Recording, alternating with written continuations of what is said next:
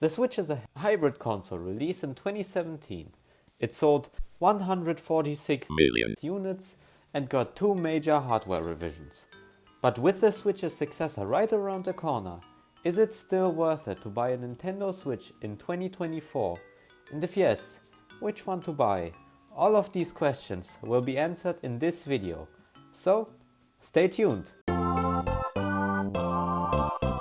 Starting off, what are reasons to buy a Nintendo Switch in 2024? One would be the huge game library, with all the major exclusives like 2 fantastic Zelda games, multiple 3D Mario games, Mario Kart 8, and new spin-off titles like Princess Peach Showtime. The Switch also has a decent selection of third-party titles like The Witcher 3, Rocket League or Fortnite. In addition to that, the Switch also has a decent backlog of old games from the past consoles up until the GameCube.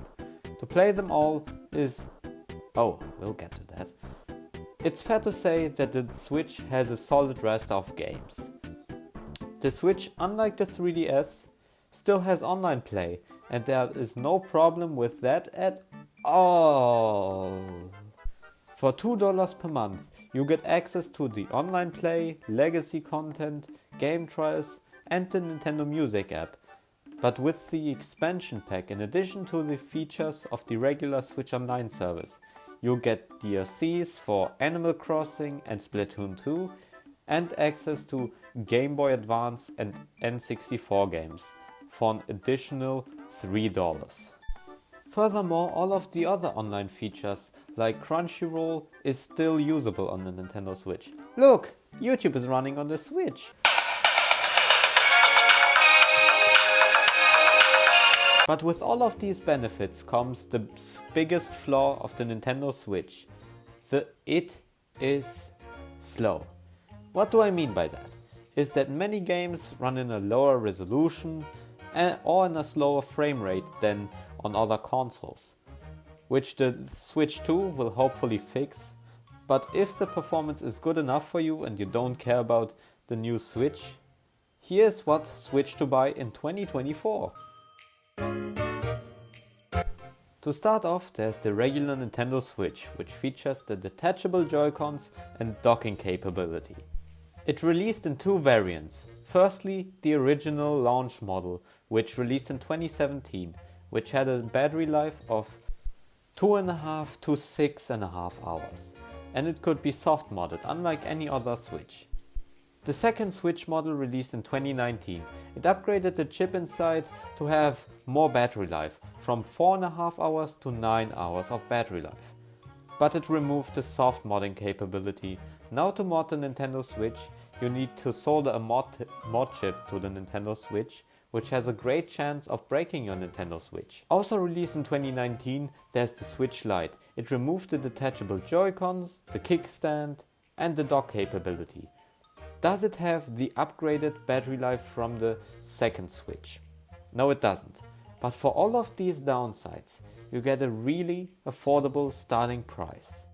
Lastly, there's the Switch OLED, which upgraded the Switch with a 7-inch OLED screen, a more robust frame, a sturdier kickstand, double the storage, which is now at 64 GB, better speakers, and in this upgrade the dock also got some attention, with a LAN port instead of a USB port. Sadly, if you play in TV mode, you won't notice most of these improvements like the screen or speakers. Still, the storage and the LAN port might come in handy. So to recap, the original Switch makes the least sense to buy in 2024. With lower storage and a worse screen, yet still a comparable price tag to the OLED Switch, it just makes no sense to buy in 2024. The Switch Lite is great if you are on a budget or you want to save up for the new Nintendo Switch but still want to kill time with Switch games. This leaves us with the Switch OLED, which is the most expensive Switch. For the price you get all the aforementioned features, but due to the Switch coming up, I would not recommend the Switch OLED. If you want to save up for a new console, wait for the new Switch. For those of you with a big budget and don't want to wait to get the best Nintendo Switch experience possible, I would recommend to buy a Switch OLED. So this is all for the different Switch models and which one to buy. I hope I could entertain you all out there. If you like this video, please consider hitting the like and subscribe button down below. And if you have any suggestions for a future video, comment down below. With that, I will see you all later.